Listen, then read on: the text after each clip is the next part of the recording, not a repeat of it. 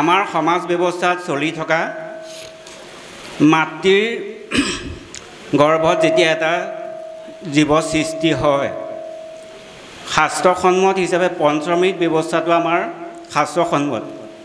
তাৰপিছত 7 মাহত আৰু 9 মহীয়া যি ব্যৱস্থা আছে তাৰ কিবা উপায় আছে নেকি আমাক জনাই দিলে আমি পৰম কৃতাৰ্থ হ'ম বুলি আমি পৰম বৈষ্ণৱজনাক সেৱা নিবেদন কৰা হৈছে। কৃষ্ণ। আমি উত্তৰটো প্ৰথমতে দি লওঁ। প্ৰশ্ন দুটি।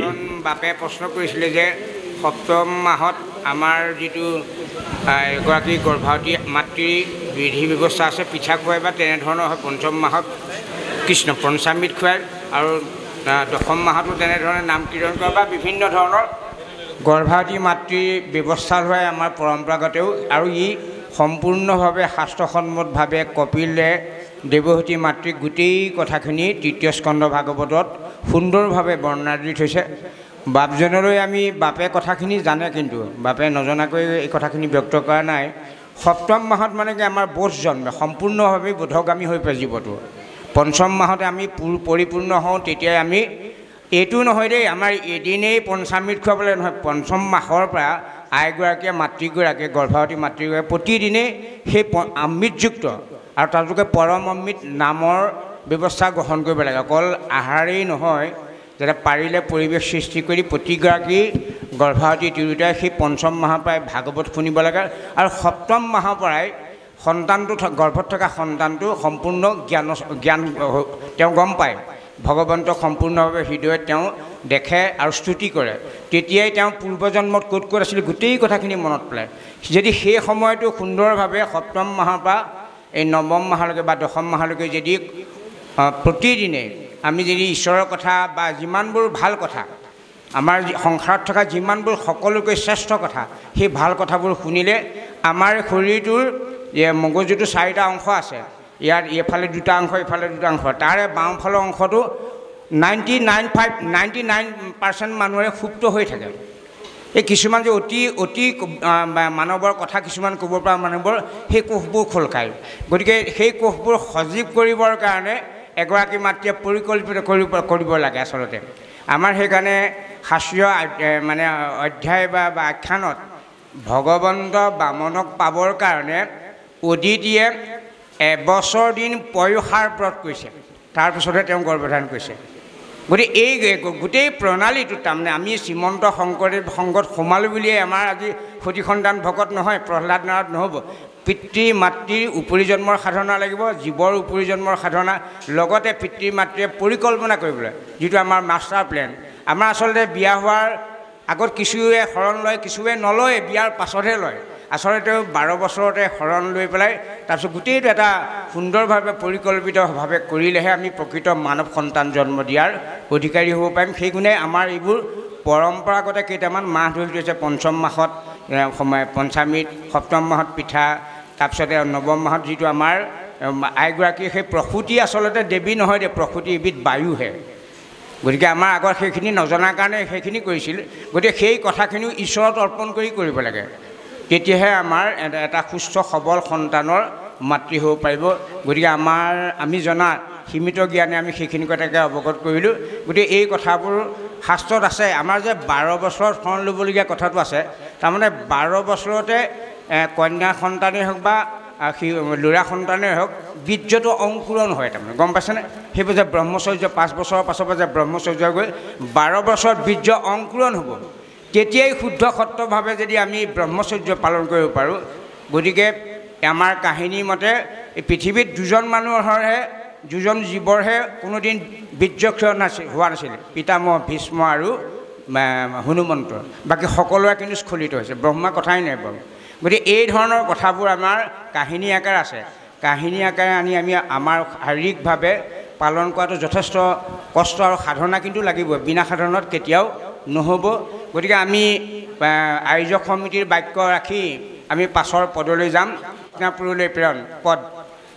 ৰাম পৰম ভকত মহামতি দানপতি, একমতে অৰ্চি আৰু কৰিলন্ত স্তুতি, তুষ্ট হুয়া হাস্য কৰি মাতিলা মুৰাৰী অকুৰৰ মন কাম হন্ত যেন কৰি তুমি সে আমাৰ গুৰু যেন প্ৰিয়তৰ সম্বন্ধত খুৰা তুমি পিতৃ সমসৰ আমি তজু পুত্ৰ দয়া কৰিবা সদায় পুহিবা পালিবা শিক্ষা দিয়া সমুদায় তোমাৰ সদৃশ মহাভাগৱত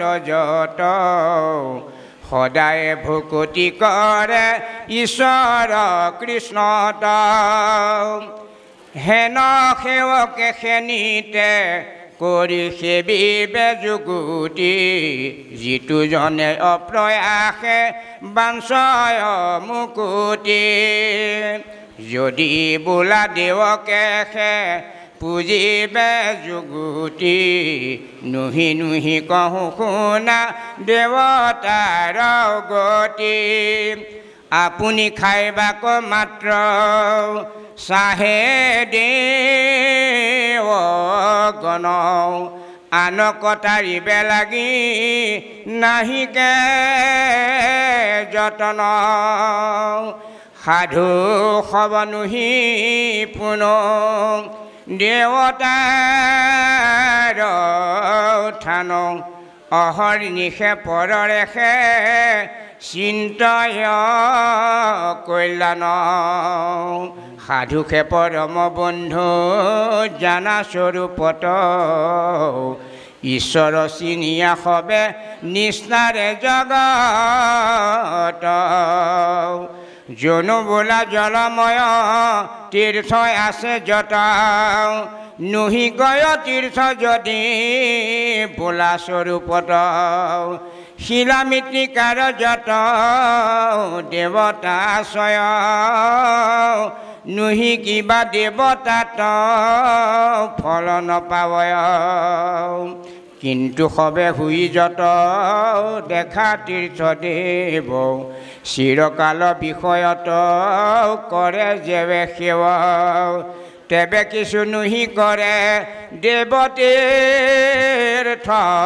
গণে দৰ্শন মাতে নিষ্ঠাৰয় সাধুজনে কৃষ্ণ চন্দ্ৰ উদয় মাত্ৰ জগত প্ৰসন্ন নকৰে প্ৰকাশ লক্ষ্য কোটি তাৰাগণ সাধুহেৰে দেৱতীৰ্থে এই পতন্তৰ হেন তুমি মহাসাধু আমাৰ বংশৰ এক মহাকাৰ্যে আহি আছো যুঘৰ সুহৃদ মধ্যত তুমি মহাগুৰুতৰ পাণ্ডৱৰ প্ৰিয় বাৰ্তা জানিবা প্ৰতি হস্তিনাপুৰক শীঘ্ৰে যায় মহামতি পাণ্ডুৰ মৰণে কুন্তি পেশী শান্তি শিশু পুত্ৰগণে সমে দুখক পাইলন্তি ধৃতৰাষ্ট্ৰ নিপতিয়ে নীলা নিজ পুৰে শুনি আছো পাণ্ডৱ আশ্ৰয়তান ঘৰে ধৃতৰাষ্ট্ৰ ৰাজা দুষ্ট পুত্ৰৰ অধীন স্বভাৱে অন্ধক চলবিত্ত জ্ঞান ক্ষীণ নিজ পুত্ৰ সমে পাণ্ডৱক পালিব নিশ্চয় জানিলো ইটো দুখকে দিব সেন জানি যায় উচিত কৰে উৎপাত ভাল মন্দ জানি আহি কহিওৱা মাত পাছে মই কৰিব সকল প্ৰতিকাৰ যেন মতে পাৱয় পাণ্ডৱে ৰাজ্য ভাৰ এই বুলি অকুৰ কয়া দেখি শ্ৰীহৰি বলভদ্ৰ উদ্ধৱ সহিতে লীলা কৰি আপোনগী শতগয়া ভৈলন্ত প্ৰৱেশ তলৈক ঈশ্বৰ হৰি দেৱহী কেশ শুকনি গদতি শুনা সুবদাৰ নাতি কৃষ্ণৰ বচন হিৰে ধৰি দানপতি হস্তিনাপুৰত গয়া ভৈলন্ত প্ৰৱেশ দেৱ ব্ৰাহ্মণৰ গৃহে প্ৰকাশে বিশেষ থানে থানে শুনি মহা শৰীৰ কীৰ্তন পুৰবাসী যশ ৰাখি প্ৰকাশে শোভন ৰাজাৰ মন্দিৰে প্ৰৱেশিলা মহামতী বকি আছো ধৃতৰাষ্ট্ৰ ৰাজা সভা পাতি দেখিলা আশয় ভীষ্ম বিদুৰ সহিত পঞ্চপুত্ৰ সমে কুন্তী আচন্ত তহিত হোমদত্ত পুত্ৰ সমে বাহ্লিক নিপতি দুৰ্নকৃপ অস্থামা আশয়ত হিতি ৰাম কৰ্ণ দুৰ্যোধনয়ান বন্ধুগণ যত দেখিলাই অকুৰে সবে আশা সমাজত অকুৰক দেখি সবে হৰিষিত মন আশ্বাসী বৈ খাইলা নিয়া বিচিত্ৰ আসন বিস্ময় আদি কৰি সবে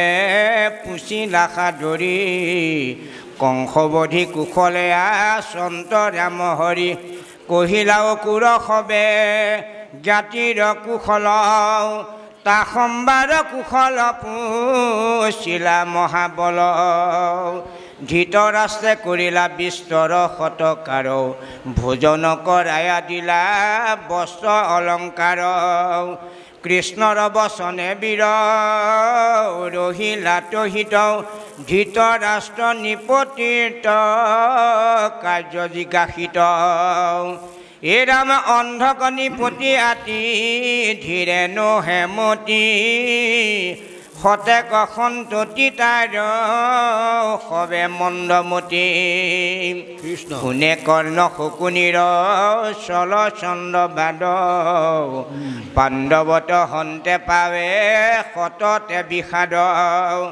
পাণ্ডুপুত্ৰ খবৰ সমস্তে সদ গুণ তেজ বলে বুদ্ধি সবে কাৰ্যত নিপুণ তাসম্বাক প্ৰশংসা কৰায়া সবে প্ৰজা কীৰ্তিক্ষণে হৈব যুধিষ্ঠিৰ মহাৰাজা দুৰ্যোধন আদি যত আছে দুষ্ট ছয় পাণ্ডৱৰ প্ৰশংসা কেহু নসহয় আমাৰ ৰাজ্যত এত মান কৰে দাপ আতপৰে কোনো আৰ সহিবে প্ৰতাপ উমলন্তে কুট কৰি লগাৱে কণ্ডল কিছু কোনো হাৰি দেয় নিপতিত খল শুনি ধৃতৰাষ্ট্ৰে পাণ্ডৱক দেৱ দুখ তাকে দেখি অকুৰৰ